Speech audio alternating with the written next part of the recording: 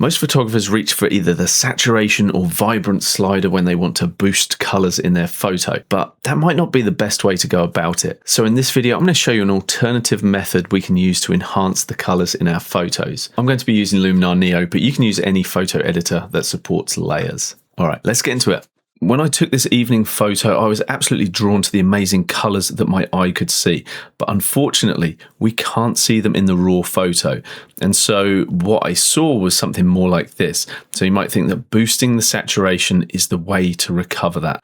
However, it's not a particularly clean introduction of color. It's not ideal. If instead we went for the vibrance slider and boosted that up, you can see that we get some very strange results. And that is because vibrance often doesn't boost oranges because that's our skin tone. It tries to protect those. So that's definitely not the right approach we want to take. Another option open to us is to increase the contrast of the photo.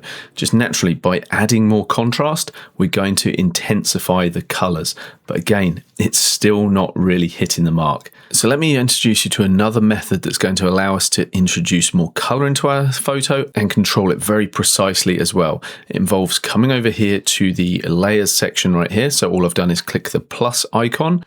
Click to add a new image as a layer, and I have all of these square color panels available. And if you're a member with downloads, you have access to all of these. But if you don't worry, you can just grab any color, solid color off the internet. That's absolutely fine, because by the end of this video, you're going to understand exactly how this works.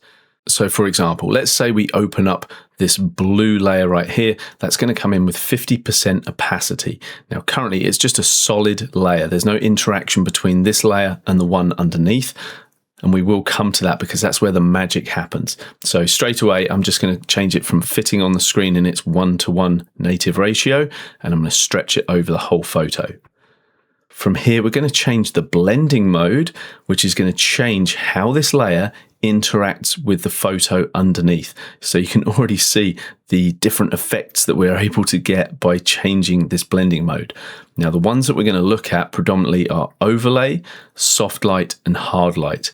So overlay is the one I would say stick with for now because it's going to give you the most bang for your buck. As you can see, if I increase the opacity right now, we've got a lot more color intensity with the addition of this blue layer.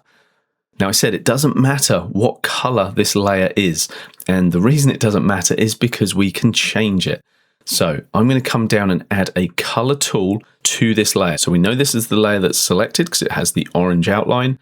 And now within the color tool, we're going to come all the way down in the HSL. That's the hue, saturation, and luminance section. We're going to forget all of these individual sliders and come right down here to where the magic happens, which is the hue shift.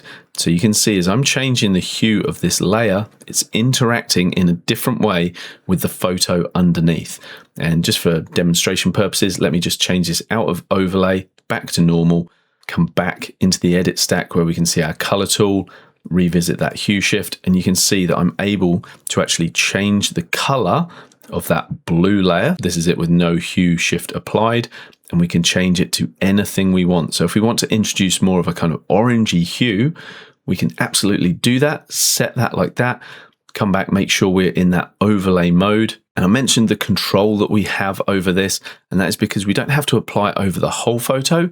We can use masking to put it intentionally where we want it. So I'm going to use a radial gradient for this, and I'm going to intensify the orange that was a bit of light pollution that's coming in from this side. And when I flip back, you can see just how dull the original photo was. I'm going to bring this red mask that's indicating where this layer is going to be applied. And basically, I'm bringing that over the top of what was already orange. And so we should be introducing that color into this section right here. So once I come out of the radial gradient mask options, we're going to see how this layer interacts. Ready? Here we go. 3, 2, 1. Bam. There we go. We've got this lovely little pop of orange light exactly where we want, intensifying what was the orange light. And that's a really nice start to our recoloration in this photo. I'm going to add another layer. We'll add one more blue layer. Again, we're going to stretch it over the entire photo.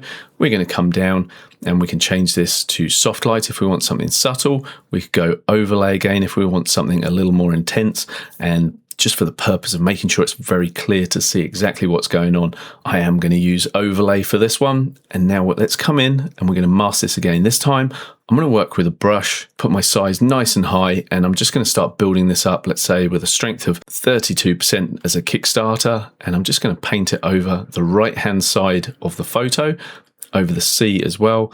And then if I want more of that effect towards the further edge, then I'll just double down with more strokes of my paintbrush. Something like that's looking pretty good. By the way, if you think Luminar Neo would be a good fit for your photo editing, I've got a discount link and a discount code that will save you even more.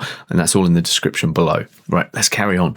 And we can go further. We can colorize the sand, which is looking pretty dull at the moment. So we could, again, add another layer. This time I'm going to choose a completely different color. Let's go for this obnoxious green, stretch that just so that I can show you exactly how this works with any color. We're going to come down and we're going to change this to a more subtle soft light for this one. And now we've got green sand, which obviously isn't what we want. So let's come down to the hue shift and let's move this until we get the sand looking a color we quite like. How about that? That's not bad, is it? We can come in with the masking options and set the mask up. It's not the mask of the tool itself, it's the mask of the layer that we need to edit. And that can kind of be a little frustrating at times because currently we can't use object aware masks with layers. You know, like a solid color layer that we've introduced here, it can't actually see the photo underneath, which to me is a little bit of a flaw of the program, but I'm sure it's something they'll look at in the future. But for now, we have the ability just to come in with a brush and just paint that where we want. That is a very rough and ready demonstration there, but let's have a look at our before and our after, before and after. I can't tell you how many times this technique has come in to save me when I've wanted to improve my colors in my photo. Hope it's been useful to you as well. If you want to get access to those panels along with the raw file, I upload most of my raw files for my members plus downloads. So if that's something that you want to do, get hold of all of the raw files so you can follow along with the tutorials. I'll put a link to that in the description below. I think you can just press the join button directly underneath this video as well. So you want the members plus download option. Helps you out, helps me out. Hopefully it's a win-win for everybody. And please make sure if you do join up, you need to send me an email so that I can give you access to the folder that has all of the raw files within it. So send me an email to anthonyeditsyourphotos@gmail.com. Hopefully I hear from you then. But if not, it's all good. Hope you've enjoyed the lesson anyway, and I will see you in the next video. Thanks for watching. Bye-bye for now.